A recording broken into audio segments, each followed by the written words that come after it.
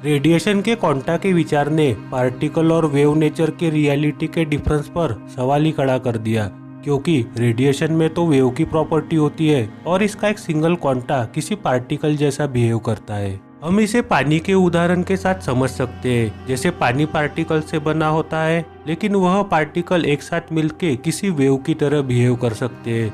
वैज्ञानिकों के लिए काफी बड़ा सवाल था कि लाइट पार्टिकल से बना है या फिर वेव से। सर आइजैक न्यूटन ने लाइट को एक बीम की तरह माना, मतलब किसी पार्टिकल की तरह, लेकिन बाद में डबल स्लिट एक्सपेरिमेंट ने लाइट के वेव प्रॉपर्टीज की भी खोज की। वक्त के साथ यह एक्सपेरिमेंट फिजिक्स का सबसे महत्वपूर्ण एक्सपेरिमेंट साबित हुआ, जो कि काफी विचारशील था, क्योंकि यह एक्सपेरिमेंट माइक्रोकॉस्मिक लेवल पर रेडिएशन के असामान्य व्यवहार को दर्शाता है। इससे यह सिद्धांत अवास्तविक प्रतीत होता है, पर वास्तव में तो वास्तविकता यही है। तो आइए जानते हैं साइंस के इतिहास में सबसे महत्वपूर्ण एक्सपेरिमेंट में से एक डबल स्लिट एक्सपेरिमेंट के बारे में, जिसने ब्रह्मांड के प्रति हमारी समझ को झंझोड़ कर रख दिया और समझते हैं हमारे ब्रह्मांड को और अच्छे से।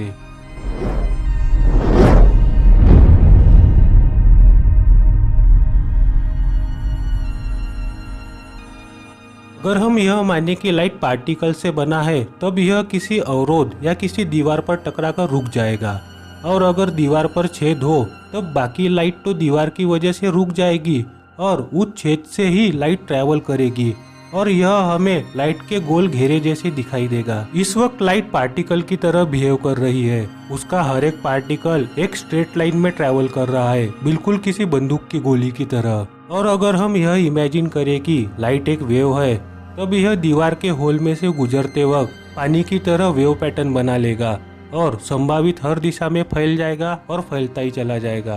तो इस डबल स्लिट एक्सपेरिमेंट में एक लाइट सोर्स और एक प्लेट का उपयोग होता है, जिसमें दो होल्स हो जो एक दूसरे से पैरेलल होंगे, और इसके पीछे एक स्क्रीन होगी जिसपे इन होल्स से गुजरने वाली लाइट पड़ेगी। इन होल्स को इस एक्सपेरिमेंट में स्लिट कहा जाता है। अब हम ऐसा मान सकते हैं कि जब उन स्लिट में से लाइट गुजरेगी तब स्क्रीन पर लाइट के दो बैंड अपीयर होंगे, पर रियलिटी में ऐसा नहीं होता। किसी कारणवश स्क्रीन पर एक साथ कई वर्टिकल बैंड अपीयर हो जाते हैं, और वह स्लिट के पोजीशन के मुकाबले स्क्रीन पर काफी फैले होते हैं।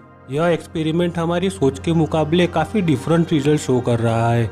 हमें इसका यह रिजल्ट काफी अस्पष्ट लग सकता है, पर वैज्ञानिकों के लिए यह काफी सीधा था कि यहाँ लाइट किसी वेव की तरह बिहेव कर रही है।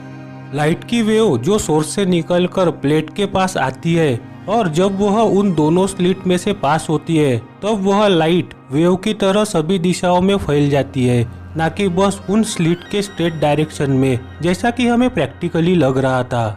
स्क्रीन पर पूरी चौड़ाई में काफी पैमाने पर वेव गिरती है और हमें कई बैंड बनते दिखाई देते हैं, क्योंकि एक स्लिट से गुजरने वाली वेव दूसरे स्लिट से गुजरने वाली वेव के साथ इंटरैक्ट करती है।